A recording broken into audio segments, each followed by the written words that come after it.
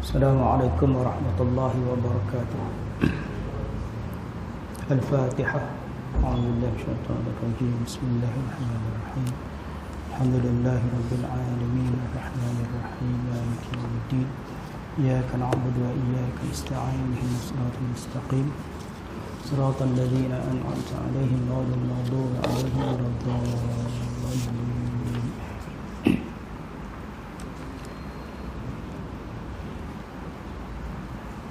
Bismillahirrahmanirrahim. Alhamdulillahi rabbil alamin. Wal 'aqibatu lil muttaqin wa la 'udwana illa 'alal zalimin. Asyhadu an la ilaha illallah wahdahu la syarika lah wa asyhadu anna sayyidana Muhammadan 'abduhu wa rasuluh.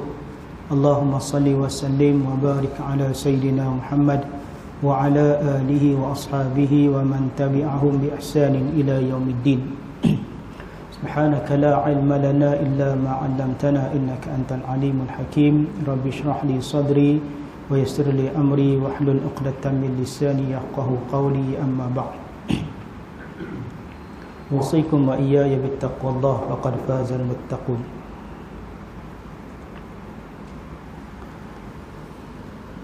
Seluruh jawatan kuasa surau, tuan-tuan, sahabat-sahabat yang dirahmati Allah Subhanahu wa taala. Alhamdulillah, syukur kepada Allah Subhanahu wa taala dengan izinnya dapat kita bertemu pada malam ini meneruskan kuliah kita. Mudah-mudahan pertemuan kita dirahmati oleh Allah Subhanahu wa taala. InsyaAllah tuan-tuan, pada malam ini kita sambung bacaan kitab tafsiran ayat-ayat ya ayyuhallazina amanu. Kita seruan ke-22. Tajuk yang ke-22, pengharaman memakan harta orang mukmin secara batil dan membunuh diri sendiri. Surah An-Nisa ayat 29. Allah Ta'ala berfirman, a'udzubillahi minasyaitonir rajim. Ya ayyuhalladzina amanu la ta'kulu amwalakum bainakum bil batil illa an takuna tijaratan an taradin minkum wa la taqtulu anfusakum innallaha kana bikum rahima. Maksudnya, wahai orang-orang yang beriman, wahai orang-orang yang beriman, la ta'kulu amwalakum bainakum bil batil, janganlah kamu saling memakan harta sesama kamu dengan jalan yang batil, kecuali dengan jalan perniagaan yang berlaku dengan suka sama suka di antara kamu, dan janganlah kamu membunuh dirimu, sesungguhnya Allah Maha Penyayang kepada kamu. Tuan-tuan dimati Allah Subhanahu wa taala. Ini ayat 29 surah An-Nisa. Ada dua perintah Allah dalam ayat ini. Yang pertamanya adalah Allah larang kita makan, ambil hak orang, ambil harta orang secara batil, secara salah. Dan yang keduanya ialah jangan bunuh diri. Jangan bunuh diri.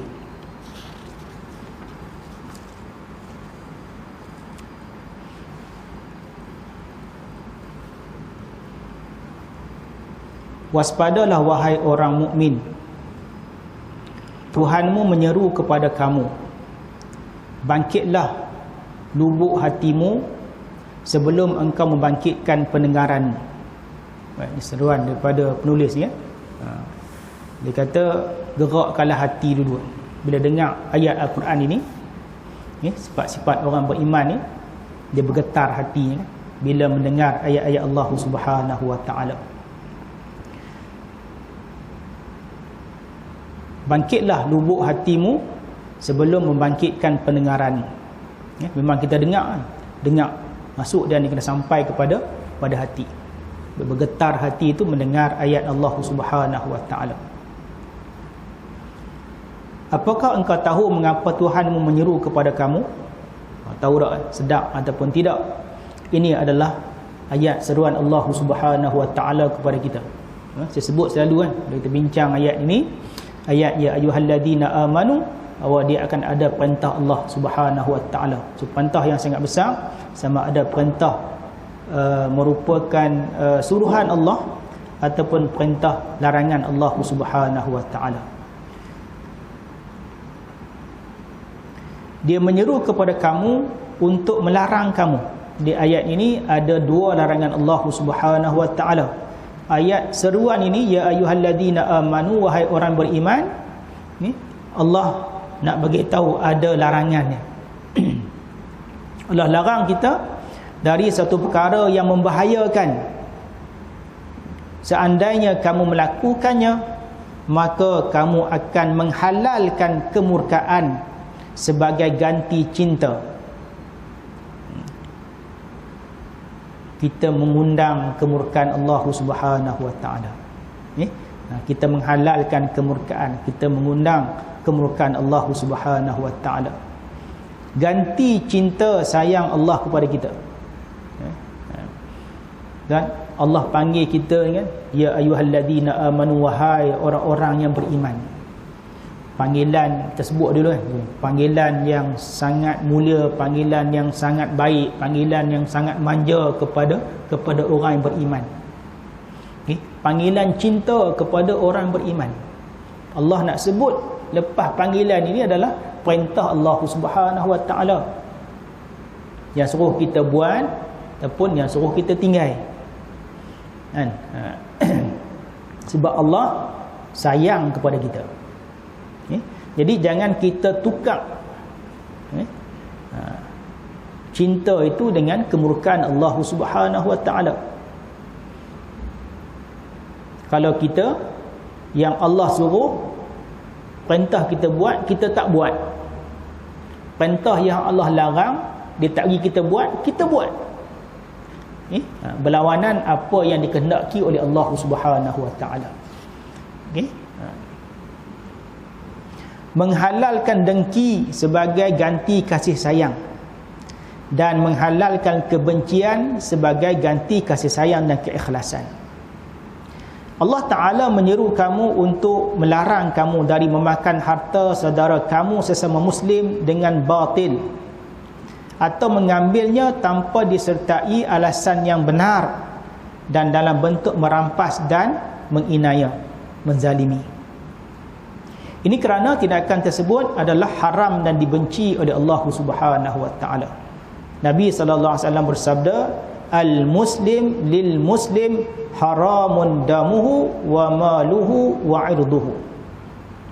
Seorang muslim ke atas muslim yang lain haram darahnya, haram hartanya, dan haram kehormatannya.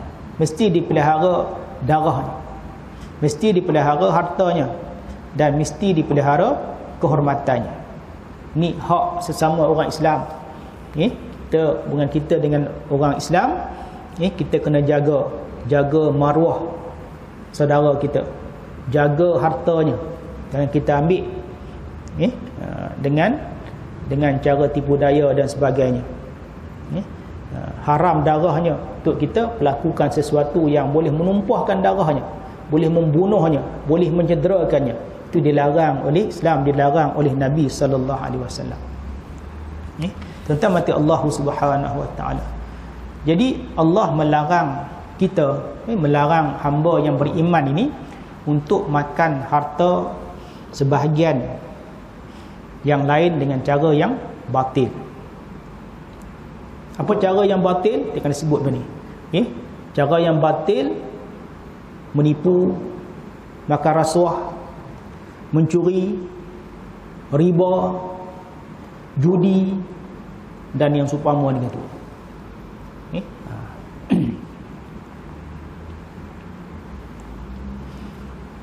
Dalam sebuah riwayat daripada Ibnu Abbas radhiyallahu anhu, ada seorang lelaki, dia beli baju daripada orang jual baju lah, beli baju daripada orang lain.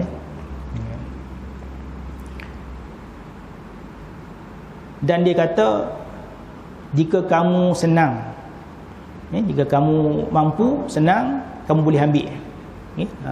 Dia nak beli baju kan, dalam duk tawak menawak kan, beli kan.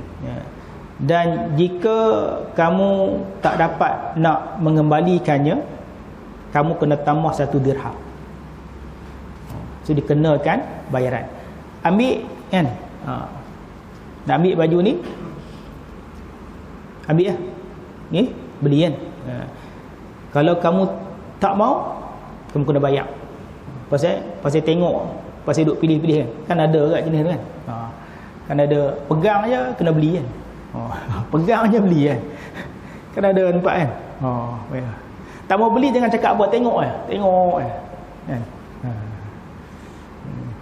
Pegang, tanya harga, kira beli je. Tak beli, coklat parang. Ada kan? Ada.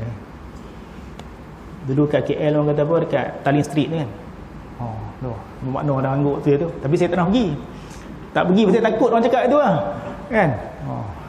Kita student ni, mana ada duit kan? Satgi pergi dia tanya-tanya satgi. Tak beli sakit. Ini satu bentuk ambil harta orang dengan cara yang salah, cara yang batil. Sebab Allah sebut dalam ini, illa an takuna tijaratan antara minkum.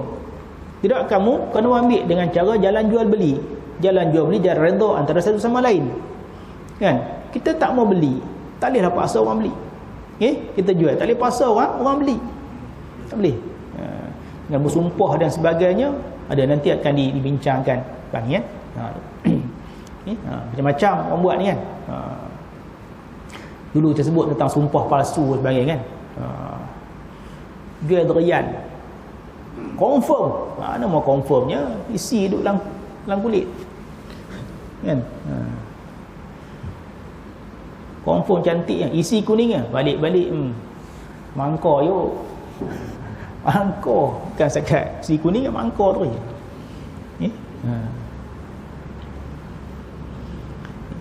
Itu dengan jalan bersumpah palsu, nak melakukan jualan, menipu sebagainya. Itu satu bentuk cara dia yang disebut wala taqulu amwalakum bainakum bil batil. Baik, bila turun ayat ini tuan-tuan, ada kisah yang bila turun ayat ini, jadi para sahabat, orang Islam maka sesusu hati, sesusu hati berkata sesungguhnya Allah dah larang kita makan. Sebab makan ni harta yang paling utama kan, nak makan. Sebab mereka belum faham jelas lagi tentang larangan ayat ni. Jadi mereka sembang-sembang. Susah lah macam ni kan. Allah larang kita makan. Makan tu adalah satu harta yang sangat penting. Harta yang sangat yang paling utama. Makan.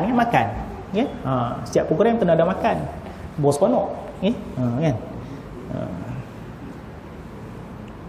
Makan menarik minat kan.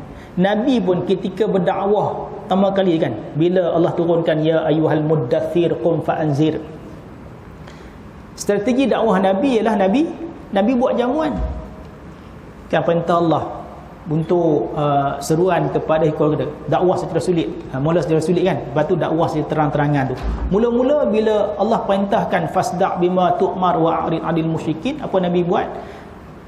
Nabi panggil kaum kerabat dia, ternyata Nabi buat jamuan bagi makan kenyang-kenyang, barulah Nabi naik ke atas bukit Safa, Nabi bercakap kan. Memanglah kan, bukanlah lepas makan muka semua boleh dengar kan. Kalau jenis Abu Lahab, Abu Jahal, bagilah makan banyak mana pun dia tak mau juga kan.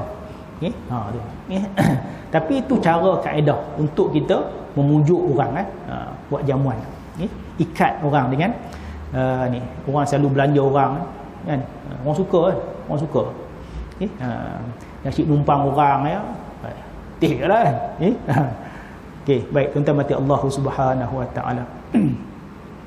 Jadi sahabat-sahabat ni dah susah hati bila turun ayat ni kan. Kata susah, okey. Macam mana kita nak makan ni?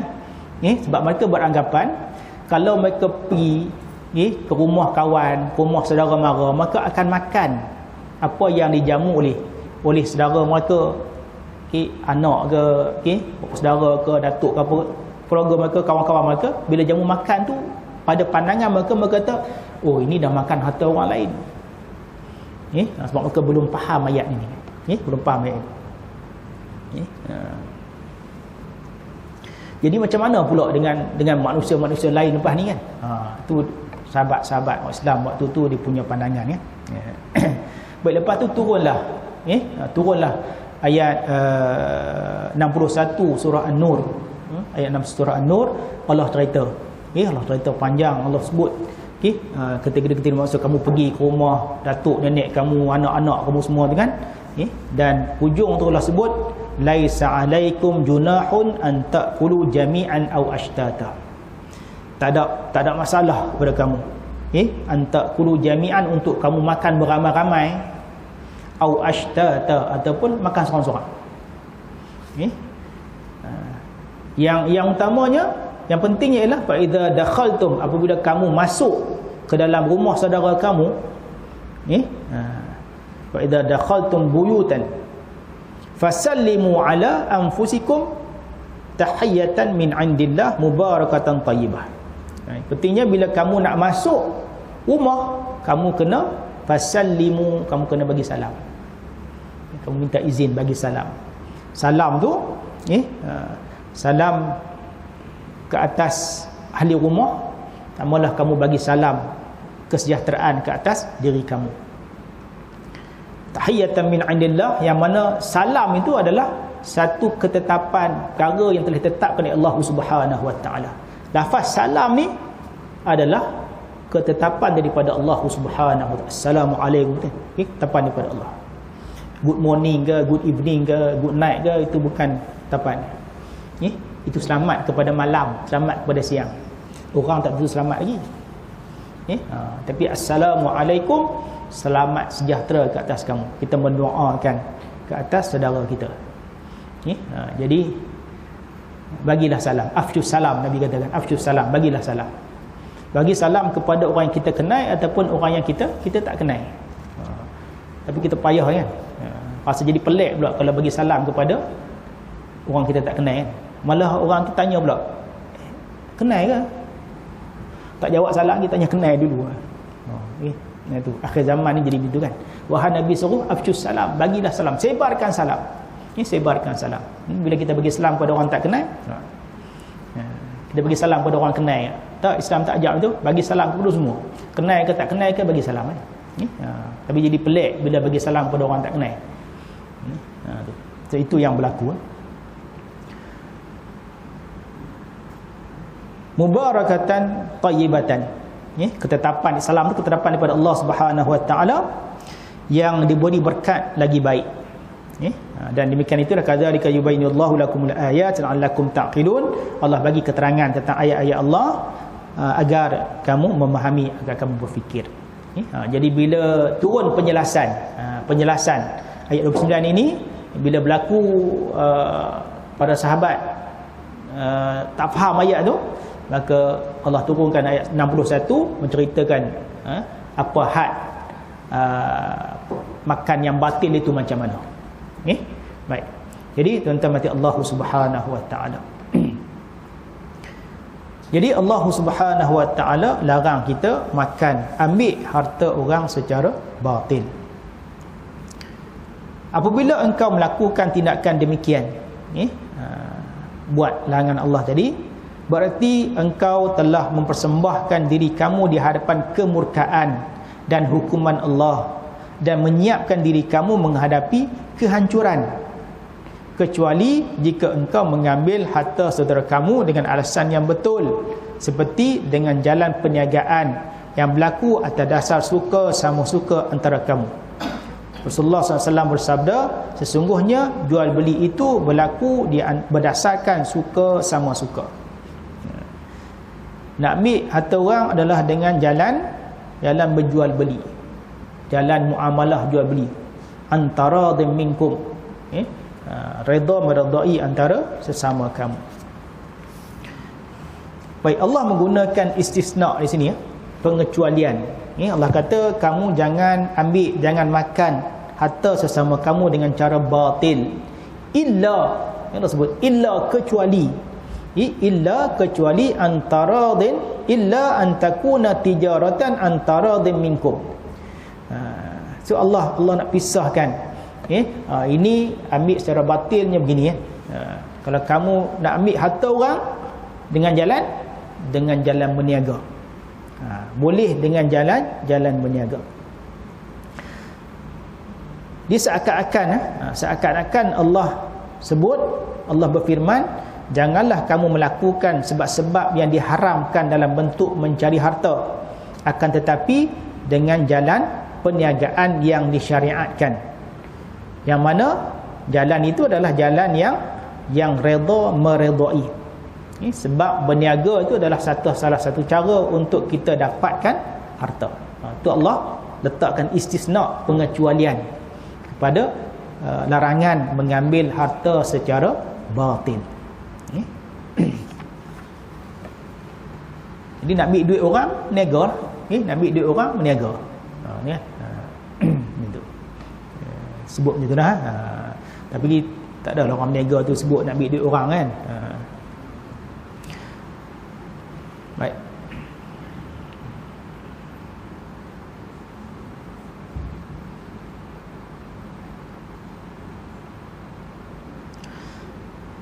Baik, antara dan minkum. Sebab tu dalam rukun jual beli dia ada ijab dan qabul.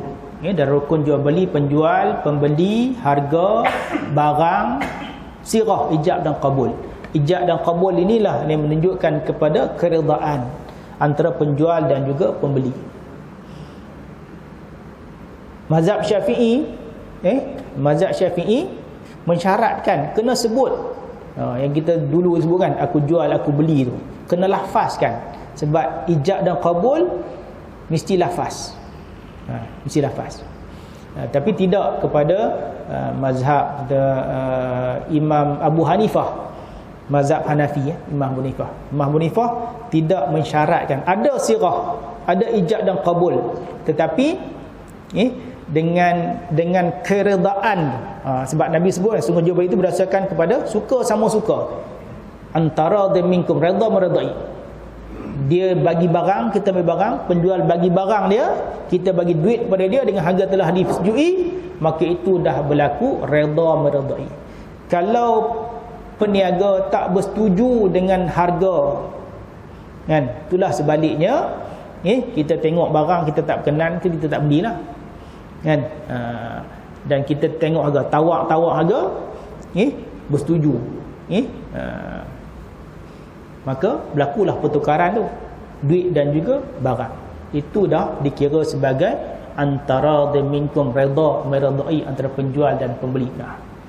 Bi Syafi'i kena sebut aku jual aku beli. Kita banyak, bukan banyak lah, makna kita pegang pada Hanafi kan. Tak redha. Dan kita tak sebut pun, tak sebut dah sekarang ni. Mana dah sebut dah. Mana dah sebut lagi beli barang. Kedacis tu dah sebut lagi. Kadang bila kita sebut pun dia tengok kita pula kan. Betul ni.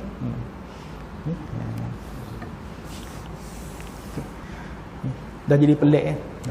Tak apalah. Tu hukum-hukum lah berkaitan dengan sirah dalam rukun jual beli.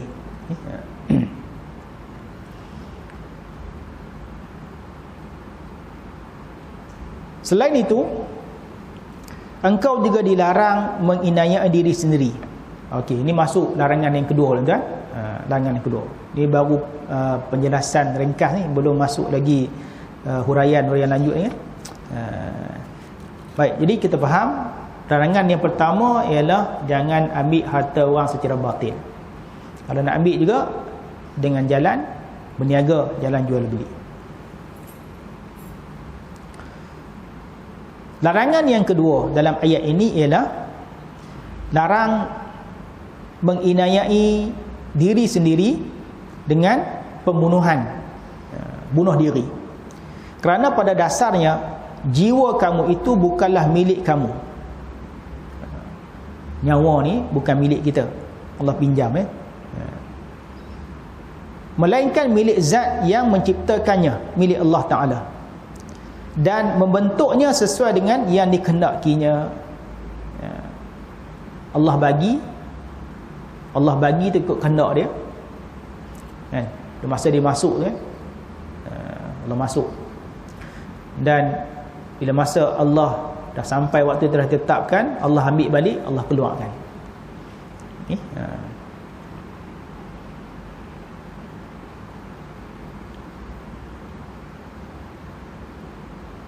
Sebab dia milik Allah Ta'ala, bukan milik kita. Sebab tu kita kena beringat, kullu nafsin dha'iqatul maut. Setiap yang bernyawa pasti akan mati.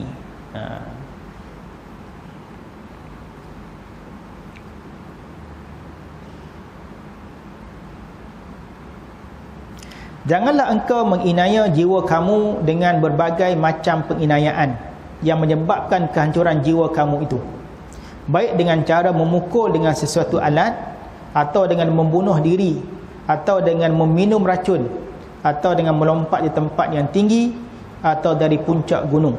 Semua itu adalah tindakan yang haram. Bunuh diri itu, cara bunuh diri, apa saja bentuknya adalah haram. Terjun bangunan ke, terjun dan sungai ke, ini semua adalah haram. Perbuatan membunuh diri, sebab dia adalah salah satu daripada dosa besar. Sesiapa yang melakukan perkara itu secara inaya dan melampaui batas, nescaya dia akan mendapat balasan dan hukuman daripada Allah Subhanahu Wa Taala. Baik, nanti kita akan bahas lebih lanjutlah tentang dengan bunuh diri. Baik. Bentuk-bentuk memakan harta orang mukmin secara batil. Dalam perbahasan ini disebut ada 4 jenis, 4 bentuk makan harta secara batil. Yang pertama dengan cara penipuan, manipulasi, dengan cara penipuan. Ketahuilah bahawa, wahai saudaraku tercinta, Allah telah memperkenankan kepada kita dan kepada seluruh umat Islam segala sesuatu yang dicintai dan diredainya, dan menegaskan untuk menjauhi dan berwaspada dalam beberapa perkara seperti memanipulasi dan tidak jujur dan melakukan urusan muamalah antara sesama manusia.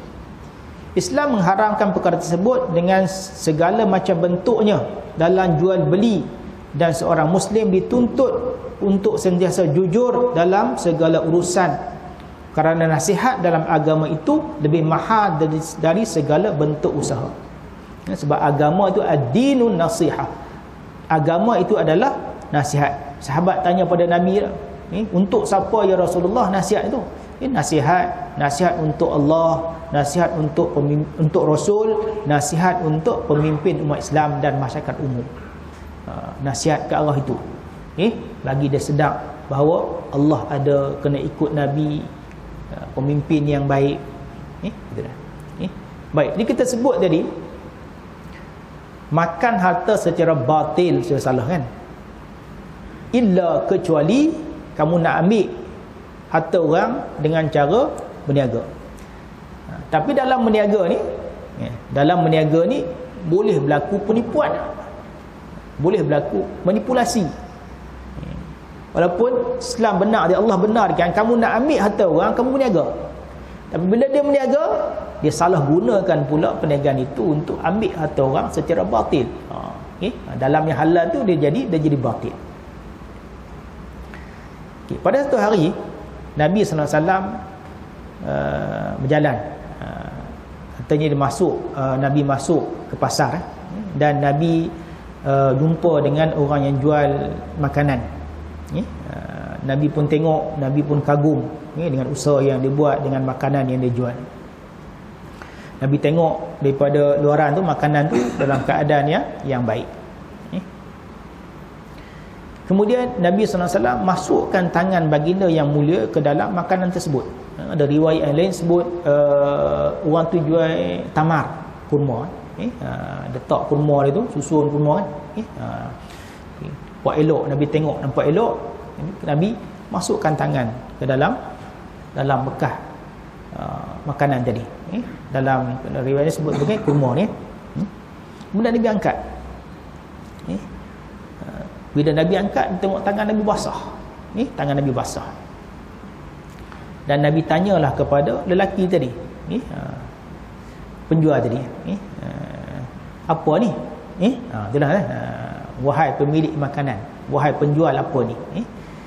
Dan penjual tadi dia sebut pada Nabi sallallahu alaihi wasallam bagi alasan dia kata semalam kena hujan. Makanan ni kena hujan.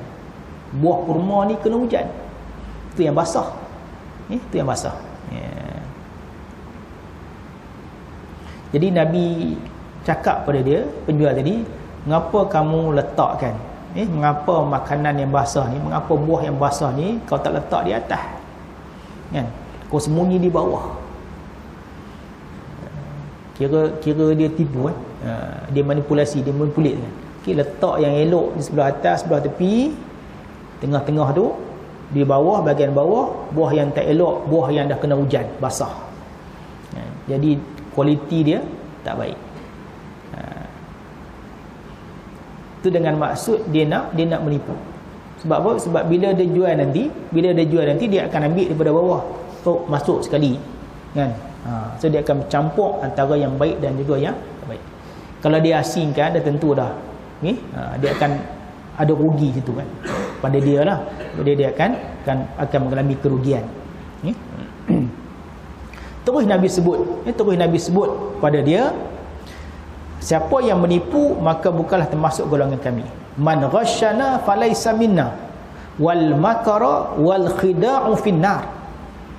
Sesiapa yang menipu, man ghasyana, siapa yang menipu, falaysa minna, bukanlah termasuk dalam golongan kami. Makna Nabi tak mengaku umat, tuan. Falaysa minna maknanya Nabi tak mengaku umat, orang yang menipu. Ini contoh ni orang berniaga, kan, orang berniaga. Lauk semalam bawa hari ni, kan, pangat ni. Ini nak Ramadan ni, bazar Ramadan ni beli, kan. Daripada masak merah, last sekali jadi masak kicap, kan. Masak kicap tu kira habis lah. Tak? Kira habis lah. Orang berniaga saya cerita, kan. Dah tak habis, dah sekali kicap hitam pun tak nampak, kan. Lepas masak kicap tu orang tak beli juga, tak tahu lah, kan. Betul kena beli tu ayam kerah, daging kerah, dengan niat dia menipu, kan. Nabi tak mengaku umat. Jaga tuan, kita duduk mencari supaya kita nak jadi umat Nabi sallallahu alaihi wasallam. Selawat banyak-banyak. Tapi kita ingat juga, adakah Nabi nak mengaku kita sebagai umat dia? Itu pun kena fikir, kan. Untuk selawat banyak, kan, bilang sallallahu alaihi wasallam Muhammad, tapi duk menipu orang. Kerja tipu, kerja bohong orang. Tak kira lah apa pun, ahli politik ke, ahli ekonomi ke, tak kira. Man ghasyana falaysa minna. Siapa menipu, siapa berbohong, dia bukan kalian. Nabi tak mengaku umat. Nak pergi mana, tuan? Sebab kita mengharapkan syafaat daripada Nabi sallallahu alaihi wasallam.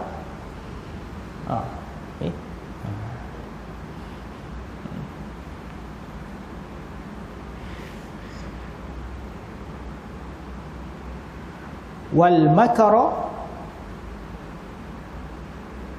dan orang yang makar, sama je. Wal khida', orang yang menipu, penipuan. Nabi kata wal makara wal khida' finnar. Tindakan helah, wal makara khida', helah, makar, nipu, finnar, masuk neraka. Ini hadis riwayat Ibn Hibban. Dihalah dengan apa Rasulullah SAW menghukum orang menipu dalam makanan, padahal makanan merupakan satu bahan yang akan habis dan hilang. Nabi hukum orang tu orang tu buat kesalahan menipu dalam makanan, kira tak ada, bukannya banyak pun kan. Bukanlah buruk benar kata kan. Yang bawah tu, yang basah tu dengan yang kering di atas tu kan. Makanan elok kan. Makanan hampir basi kan. Basuh-basuh sikit, campur elok sikit kan. Kari kemarin kan.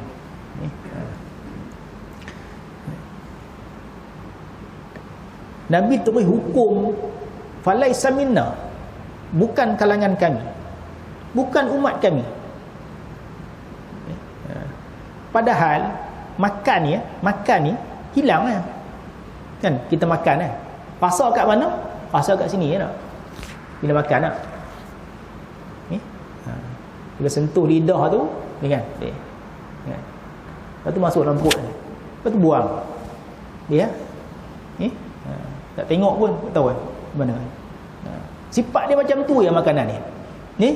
Kita makan, lepas tu dia hilang. Makanan sifat dia hilang. Kalau tak habis pun kita buang. Kan?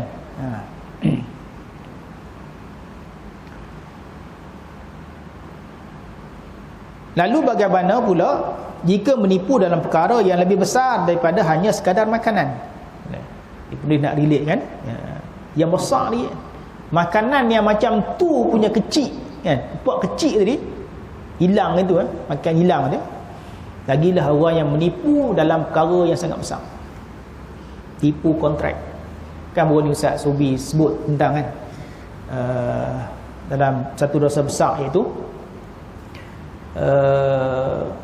auzinu bil wailul lil mutaffifin, orang yang mengurangkan sukatan dan timbangan kan. Ustaz Subi bincang tadi tu dosa besar ni, mengurangkan sukatan dan timbangan.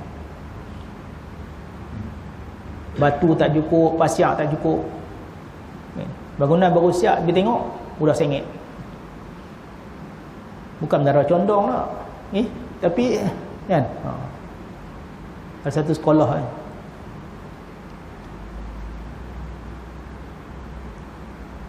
tangga dia sengit, buat penyerahan, bukan main lagi buat penyerahan tu dah kena tipu. Okey. Oleh itu, keimanan yang besar dan sempurna menuntut kejujuran, keikhlasan, ketakwaan dan nasihat, serta diwajibkan bagi setiap muslim untuk mencintai saudaranya sebagaimana dia mencintai dirinya. Sebab dalam jual beli kan, kita berhubung bermuamalah dengan orang kan. Saudara. Setiap muslim, al-muslim akhul muslim. Setiap muslim adalah saudara kepada muslim yang lain. Sebab kita sama syahadah, sama kiblat. Tuhan yang sama yang kita sembah kan. Jadi iman, seperti Nabi sebut satu hadis tu, peniaga yang jujur dia akan bersama-sama aku dalam syurga.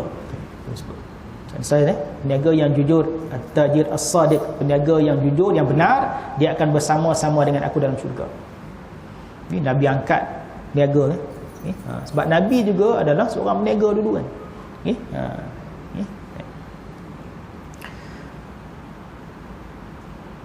Jadi keimanan, keikhlasan, ketakwaan itulah yang akan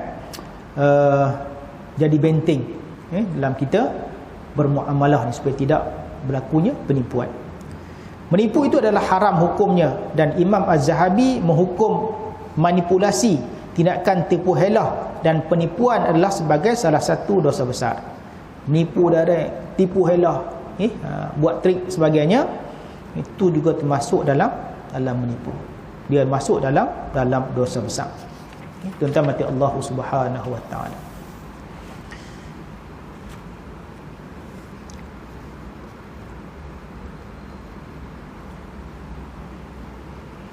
Maka dengan itu, alim ulama yang soleh memahami betapa besar bahaya penipuan ini.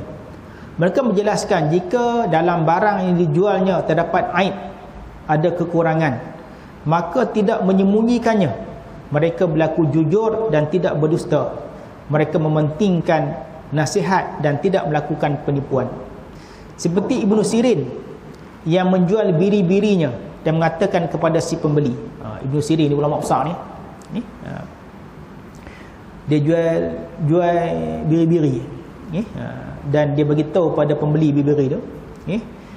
Dia nak jual tu, dia cerita aib, kekurangan, kecacatan yang ada pada biri-biri yang dia jual. Aku tunjukkan kepada kamu aib yang dimiliki oleh biri-biri ini. Pembeli dia bertanya pula, apakah aib tersebut? Ibnu Sirin berkata, dia membalikkan makanannya dengan kakinya. Kami sampai tahap tu sekali kan, sampai tahap tu sekali. Biri-biri dia tu makan tu, dia kaih dengan kaki dia tu pun tu dia kira aib. Wallahu a'lam lah. Sebut dia. Baik, tentang mati Allah Subhanahu wa taala. Begitulah ada masuk insya-Allah. Begitulah salah satu daripada cara makan harta secara batil, iaitu dengan cara menipu. InsyaAllah pada kesempatan akan datang kita akan lihat ada tiga lagi larangan Allah makan harta secara batil ini. Cakap saja tuan-tuan untuk malam ini, mudah-mudahan berikan sikit kefahaman kepada kita, dan kita kena beringat panduan kepada kita, jangan kita melakukan penipuan walaupun sekecil-kecilnya kan. Sebab di akhir zaman ini hidup kita, dunia kita ni penuh dengan penipuan. Orang tak reti pun dia mengaku dia reti untuk mengelirukan orang lain. Jadi saya mohon ampun dan maaf kepada Allah Subhanahu wa taala. Aqulu qali hadza wa astaghfirullah li wa lakum. Assalamualaikum warahmatullahi wabarakatuh. Bismillahirrahmanirrahim. Alhamdulillahirabbil alamin. Wassalatu wassalamu ala syafil anbiya'i wal mursalin wa ala alihi washabbihi wa barik wasallim. Allahumma faqihna fid din wa 'allimna at-ta'wil wa hdina as-siratal mustaqim. Allahumma ij'al jam'ana hadha jam'an marhuma wa tafarruqana min ba'd tafarruqan ma'suma. Wa sallallahu ala sayyidina Muhammad wa ala alihi washabbihi wasallam. Alhamdulillahirabbil alamin.